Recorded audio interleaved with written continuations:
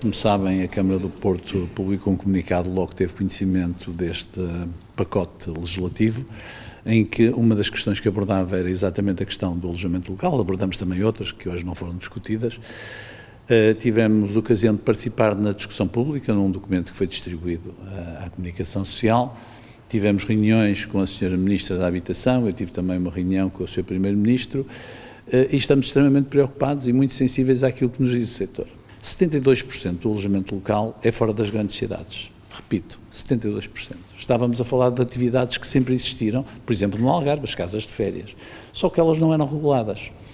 Por outro lado, o alojamento local representa, em termos de habitação em Portugal, 2%.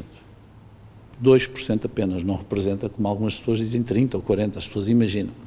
O alojamento local foi muito responsável, nomeadamente na cidade do Porto, pela reabilitação do centro histórico. Há 10 anos atrás, quando eu me apresentei a minha candidatura à Câmara do Porto, havia uma página, uma capa do JN, faço anúncio ao JN, publicidade ao JN, que dizia que o centro do Porto estava destruído, vazio, estragado. Portanto, o alojamento local teve um enorme impacto na cidade do Porto em termos da sua reabilitação. E não nos podemos esquecer que estas pessoas que investiram no alojamento local, elas até conseguem refazer a sua vida, provavelmente. Podem pegar nas casas e colocar as casas no mercado de habitação. Do alojamento, fecham o alojamento local e passam a alojamento permanente. O que é que vai acontecer a todas as pessoas que trabalham no alojamento local? Para essas não há recuo. Para a lavandaria não há recuo, para a senhora que lá trabalha não há recuo.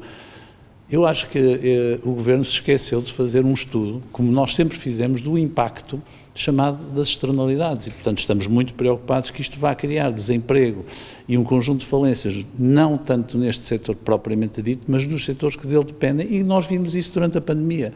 É que até 2018 este era havia um modelo de licenciamento automático, que não passava pelas autarquias. As autarquias não tinham nenhum instrumento de regulação. Em 2018, e bem, o Governo passou competências para as autarquias. Houve umas que nada fizeram, e é por isso que isto está a sair, e houve outras que fizeram, foi o caso do Porto, foi o caso de Lisboa, foi o caso de Mafra, foi o caso de Matosinhos, que resolveram que agora tinham instrumentos para regular o setor. Regular, fiscalizar, e nós temos vindo a fazer esse trabalho exatamente com este setor, mas também fazendo estudos de pressão, nomeadamente utilizando a Universidade Católica. Neste momento nós temos um regulamento em discussão.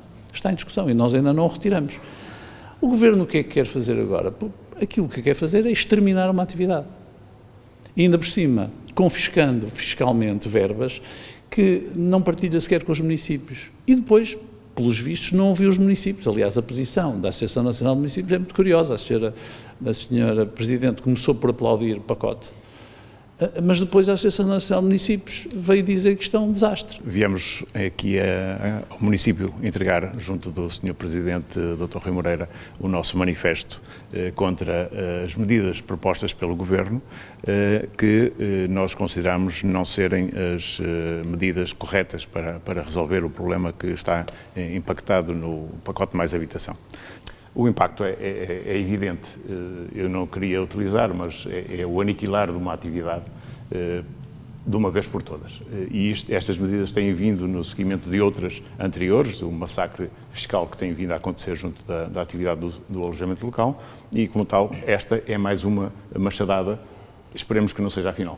E estamos aqui para falar um bocadinho com o município do Porto, no sentido de apresentar as medidas que a Associação apresenta ao Governo como uma alternativa a este pacote Mais Habitação, porque acreditamos que existem medidas alternativas, e essas medidas alternativas, a nosso ver, passam muito pela comunicação com a autarquia e com as autarquias e o trabalho com as autarquias que já tinha vindo a ser feito e que estava a ser feito, nomeadamente com o município do Porto, no sentido de regular em cada realidade, porque as autarquias é que conhecem a realidade do seu espaço, não é? Do seu território.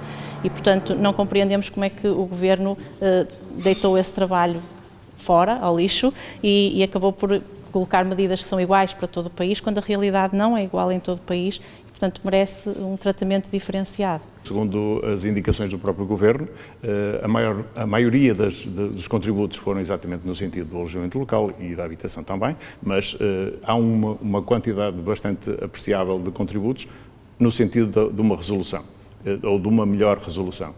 Esperemos que sejam levados em conta, efetivamente.